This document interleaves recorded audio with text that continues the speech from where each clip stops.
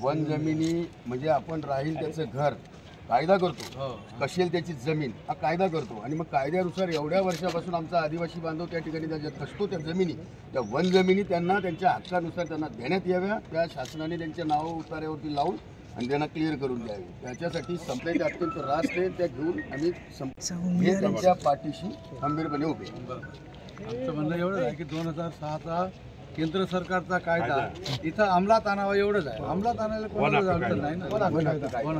आपण तेच सांगितलं ना, 2005 पासून आतापर्यंत विधान भवनात असेल, संसदेमध्ये असेल, अनेकदा कायदे करतात फक्त, पण ते प्रत्यक्ष इम्प्लिमेंट त्याच्यावर होत नाही. चल मी येतो. हो हो हो आता तुम्ही बरं तुम्ही इथं थांबणार आहात ना? हा म्हणजे आम्ही फक्त आपले कलेक्टर साहेबांचे आता त्यांचे प्रतिनिधी म्हणून ते पारदे साहेब आहेत, त्यांचा काय काल पत्रव्यवहार झाला ते आम्ही पाहतोय. मग त्यांना वाटलं काय ते सांगू मी तर आपण पाठिंबा द्या, तुमचा पण द्या, आम्ही पण काय घडलं ते त्या लोकांना सांगू. ठीक आहे ठीक आहे येतो.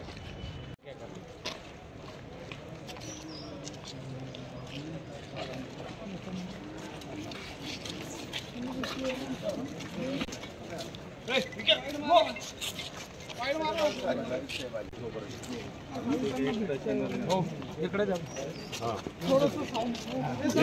सावली घ्या.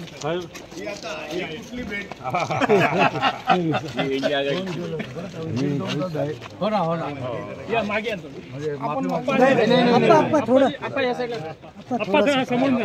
समोर समोर सर बोलत उभे ना. Hello hello hello hello hello hello hello hello hello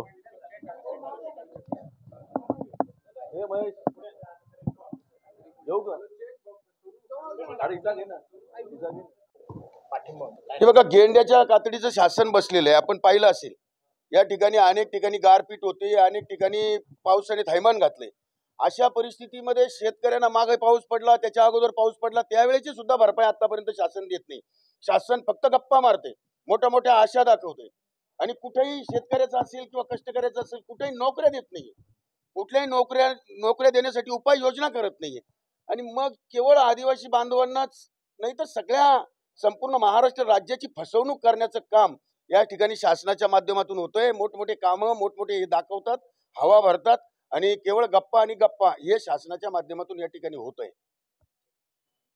आता आज तुम्ही आलात, आपण काय पाठिंबा जाहीर करतायत, कसं बघताय आमदार? नाही, खरं म्हणजे माननीय आमदार JP गावित साहेब यांच्या नेतृत्वाखाली 2017 साली पण एक लॉंग मार्च मुंबईपर्यंत मोर्चा काढला होता आणि 2023 साली पण लॉंग मार्च मोर्चा काढला होता.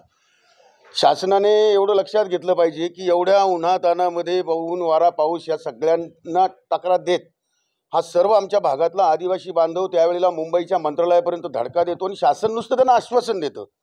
आज त्यांनी या ठिकाणी नाशिकमध्ये गेल्या 8 दिवसापासून सगळ्या ग्रामीण भागातला आमचा आदिवासी बांधव या ठिकाणी तळ ठोकून बसलाय. त्याची थोडी सुद्धा शरम जर शासनाला वाटत असेल तर मला असं वाटतं त्यांच्या मागण्या अत्यंत रास्त आहे.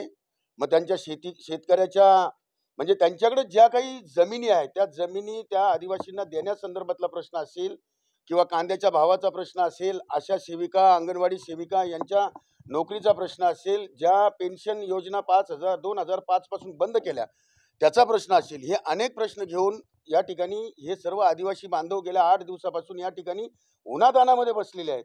याची थोडी तरी कदर शासनात बसलेल्या प्रत्येक माणसाने थोडी तरी शरम बाळगली पाहिजे आणि निश्चितपणे त्यांच्या ज्या मागण्या आहेत त्यांच्या सर्व मागण्या रास्त आहे. आपण म्हणतो नुसतं या भारतवर्षामध्ये म्हटलं जातं राहील त्याचं घर आणि कशील त्याची जमीन. जर कशील त्याची जमीन असेल तर आदिवासी बांधव वर्षानुवर्ष त्या ठिकाणी शेतजमिनी करतोय. मग त्या जमिनीत त्याला त्याच्या मालकी हक्क देण्यामध्ये शासनाला काय अडचणी आहे हा सगळ्यात मोठा प्रश्न आहे. त्यांच्या घरांचा प्रश्न त्यांनी उपस्थित केला आहे. 1,40,000 रुपयापर्यंत कुठलं झोपडं सुद्धा होत नाही, झोपडं सुद्धा उभं राहत नाही. त्या ठिकाणी 5 लाख रुपयापर्यंत त्या ठिकाणी त्यांना त्याची कॉस्ट वाढून देऊन जे काही पंतप्रधान आवास योजना आहे त्याच्या अंतर्गत त्यांची अत्यंत रास्त मागणी आहे. परंतु मूळ जो प्रश्न आहे अनेक वर्षापासून भेडसावत आलेला तो तुमच्या विधान भवनापासून तर संसदेपर्यंत गाजलेला हा प्रश्न आहे की आदिवासी बांधवांना ज्या काही वन जमिनी त्या कसतात त्या जमिनी त्यांना त्यांचे मालकी हक्क लावून त्यांना शासनाने त्या जमिनी द्याव्यात. आणि त्याच्यासाठी शिवसेना ही त्यांच्या बरोबर आहे. शिवसेना त्यांच्यासोबत आहे. निश्चितच आमचा ह्या सर्व आदिवासी बांधवांच्या आणि जे पी गावित साहेबांनी जे काही या ठिकाणी आंदोलन छेडलंय त्या आंदोलनाला शिवसेना उद्धव बाळासाहेब ठाकरे गटाचा संपूर्णतः साम दाम दंड भेद नीतीसह पाठिंबा आहे आणि कायम पाठिंबा राहील. पाठिंबा बस ठीक आहे. काय म्हणतो?